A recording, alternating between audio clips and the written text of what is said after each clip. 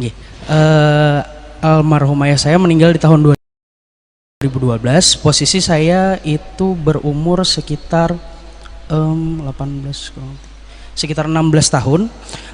Saya punya adik satu orang, sekitar umur 12 tahun. Di saat itu ayah hanya meninggalkan harta waris berupa satu rumah tipe 36.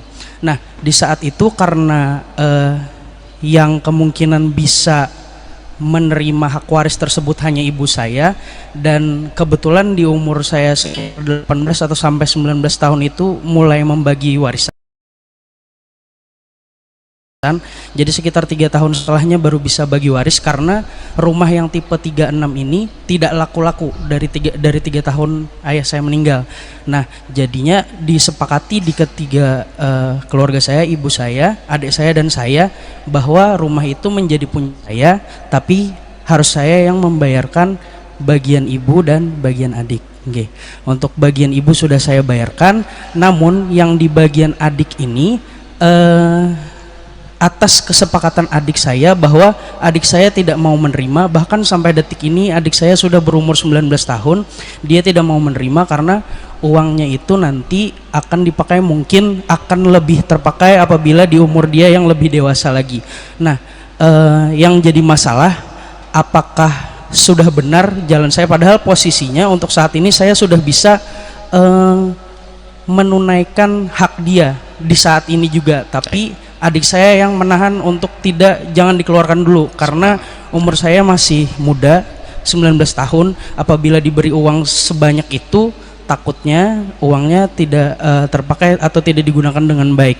Nah, sesuai dengan penjelasan Buya yang harusnya dipercepat, yang harusnya ditunaikan secara cepat, tapi karena keinginan adik saya yang ditunda, kira-kira itu apakah menjadi hal yang salah bagi saya, atau harus tetap saya paksakan untuk uangnya itu diberikan ke adik saya?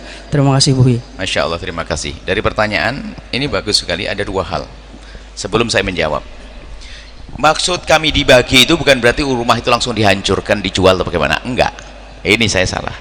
Didudukkan permasalahannya, langsung bikin catatan. Misalnya cuma satu rumah, ada ibu, ada anak, ada adik dan sebagainya, langsung kumpul semuanya, undang orang ketiga, notaris sebagainya, bahwa rumah ini adalah milik bersama.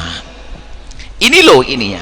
Kemudian ya nanti diserahkan untuk kalau mau dijual, tapi ini didudukkan permasalahannya. Jangan sampai tiba-tiba didudukin oleh anak pertama, akhirnya sudah kelamaan duduk di situ kayak merasa miliknya, ditanya marah. Ini kan bisa jadi begitu. Jadi maksud didudukkan permasalahan, bukan berarti perusahaan langsung dijual, dihancurin, enggak.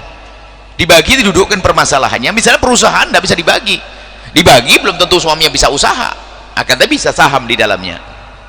Jadi maksud didudukkan permasalahannya, ada saksi, ada ini hitam di atas putih, kemudian ada insya Allah ada perjanjian bahasanya, akan tapi apapun bentuknya ini segera harus selesaikan, apakah dijual dan seterusnya. Bahkan mungkin tidak dijual, akan disusui sama yang lainnya, harganya harga normal. Siapa mungkin ada adik, kakak pertama sayang dengan rumah peninggalan ini, biar saya tombokin saja, adik sudah sah, ditombokin, jadi sudah lengkap dibayarin semuanya, jadi akhirnya jadi milik dia. Tapi harus jelas hitam di atas putih. Kadang ini adiknya yang jahat, sudah dibayarin semuanya, bilang masih hak saya, lain kan kurang ajar namanya. Ini pernah kejadian, sudah saya tombokin Buya, sudah saya bayarin Buya, sudah saya beresin, cuman gara-gara saya hanya ngasih duit tok, nggak ada hitam di atas putih, tiba-tiba dituntut lagi harta warisnya. Ini adalah penjahat. Ya begitu, pertama ya. Yang kedua, maksudnya dibagi itu harus dibedakan antara orang dewasa dan sebagainya. Kalau anak kecil, anak umur masih 5 tahun, dapat warisan 1 miliar, Anda berikan kepadanya, Anda dolim, diabur-aburin, dia tidak ngerti nanti. Disimpan, dijaga di tempat yang aman. Sekarang ada di bank syariah itu ada, kalau masuk situ dikunci, nggak boleh diambil kecuali umur berapa, kan ada haknya ini kan, bisa ada dimasukkan ke situ. Nah, maka kami himbau agar tidak dikocek Anda, masukkan ke bank syariah sana, yang si tabungan anak belum dewasa atau apa itu, tabungan dikunci, bisa diambil saat gede nanti. Atau kalau adik tidak mau, tidak apa-apa, yang penting tabungan atas nama dia, semoga panjang umur. Kalau sewaktu itu kita mati, tidak ada dikocek kita. Kalau kita tiba-tiba mati, istri nggak akan ngerti kok tiba-tiba adik nagih, waktu hidup kok nggak nagih, kan gitu. Keluarkan dari kocek Anda langsung di rekening di bank syariah yang sudah Anda pilih, kemudian Anda simpan saja. Atau cerita ke istri dan sebagainya. Sudah nikah belum? Belum? Alhamdulillah. Saya kalau ngelihat orang belum nikah tuh pasti kelihatan mukanya kusut. Ini kelihatan ada ceria itu. Lihat aja kusut-kusut ini belum nikah ini. Nasib buruk si jomblo itu. Jomblo itu tidak menarik. Nah, mana jomblo? Angkat tangan, didoain habis ini. Angkat tangan cepat yang jomblo, didoain. Banyak. Masya Allah. Di belakang nggak ada jomblo? Masya Allah, sedikit belakangnya. Insya Allah habis ini pulang langsung lah. Soleh-soleh datang. Apa tadi? Begitu ya.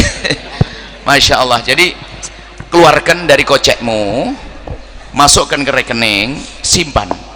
Kalau memang dia tidak mau, apalagi kamu anak hebat, semuanya dicukupi biaya sekolahnya, wah hebat, tabungan buat adiknya nanti di saat dewasa. Ini kamu anak istimewa, bakal berkah hidupmu, percaya. Allah alam.